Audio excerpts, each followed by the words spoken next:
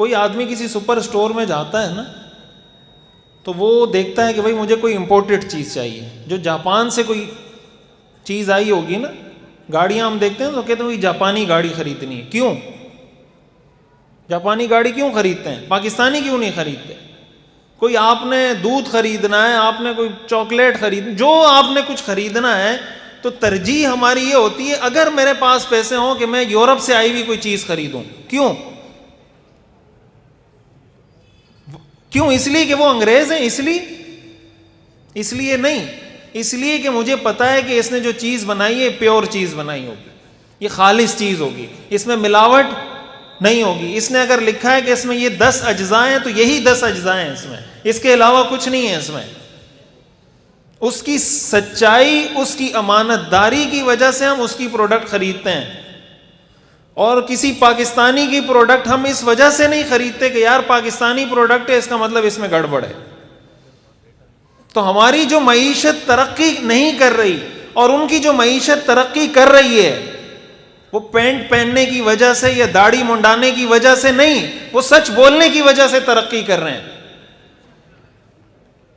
آپ چاہے یہ شلوار قمیض پہنے، چاہے آپ پینٹ شرٹ پہنے، اگر آپ سچ نہیں بولیں گے آپ کی معیشت ترقی نہیں کرے گی. آپ یہ کپڑے پہنے، پینٹ شرٹ پہنے، سچ بولیں، امانت داری سے کام لیں، آپ کی معیشت ترقی کرے گی. اللہ کا جو نظام ہے نا، یہ فطرت کا نظام ہے، یہ فطرت کا قانون ہے، یہ کسی کے لیے بدلتا نہیں ہے.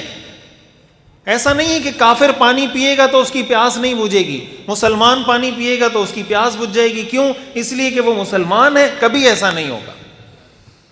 مسلمان کی پیاس بھی پانی پینے سے بجھے گی اور کافر کی پیاس بھی پانی پینے سے بجھے گی. کوئی فرق اللہ نے مسلمان اور کافر میں نہیں رکھا. اس حوالے سے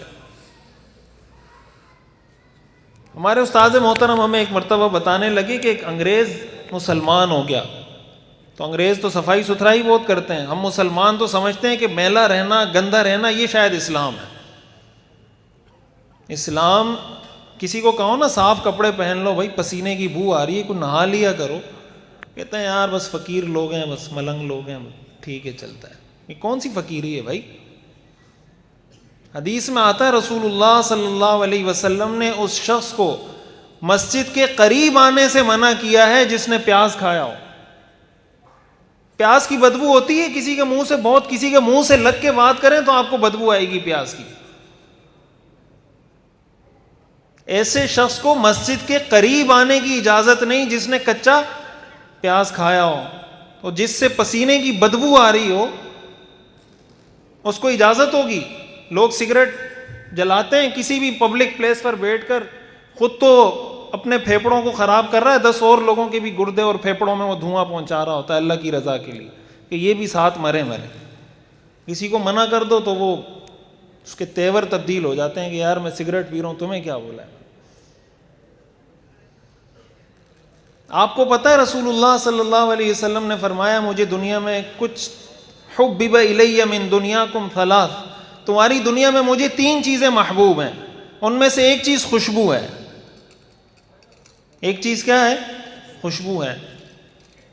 آپ صلی اللہ علیہ وسلم کو بدبو سے شدید قسم کی نفرت تھی. یہ گزشتہ دنوں آپ نے دیکھا ہوگا وہ ایک بحث چل رہی تھی سوشل میڈیا پر کہ گدھا حلال ہے یا گدھا حرام ہے اور لہسن حلال ہے یا لہسن حرام ہے. ایک صاحب نے یہ بحث چھیڑ دی تھی کہ گدھا حلال ہے اور کہہ رہے تھے کہ گدھا اگر حرام ہے تو پھر لہسن بھی حرام ہونا چاہیے، اس لیے کہ خیبر میں رسول اللہ صلی اللہ علیہ وسلم نے گدھے کو بھی حرام کیا تھا اور لہسن کو بھی حرام کیا تھا. تو تم کہتے ہو کہ گدھا حرام ہے اور لہسن حلال ہے اس لیے کہ لہسن تمہیں اچھا لگتا ہے، گدھا تمہیں اچھا نہیں لگتا. تو اسی حدیث میں، وہ صحیح بخاری کی حدیث ہے، صحیح مسلم کی حدیث ہے کہ جب رسول اللہ صلی اللہ علیہ وسلم نے لہسن کے بارے میں صحابہ کو منع کیا کہ لہسن نہ کھایا کرو تو صحابہ نے اعلان شروع کر دیا کہ لہسن حرام ہو گیا، لہسن حرام ہو گیا، لہسن حرام ہو گیا. ایک دوسرے کو بتانا شروع کر دیا. صحابہ کو حضور نے جمع کیا اور کہا لہسن حرام نہیں ہے، لیکن میں ملائکہ سے، میں فرشتوں سے بات چیت کرتا ہوں اور فرشتوں کو بدبو سے شدید نفرت ہے، اس لیے میں نے تمہیں منع کیا ہے کہ لہسن نہیں کھایا کرو کہ اس میں بدبو ہوتی ہے۔ خود حضور صلی اللہ علیہ وسلم نے صراحت کر دی، یہ صحیح مسلم اور صحیح بخاری کی انہی حدیثوں میں موجود ہے جن میں یہ موجود ہے کہ گدھا حرام ہے اور لہسن حرام ہے، اسی میں وضاحت ہے کہ لہسن حرام نہیں ہے۔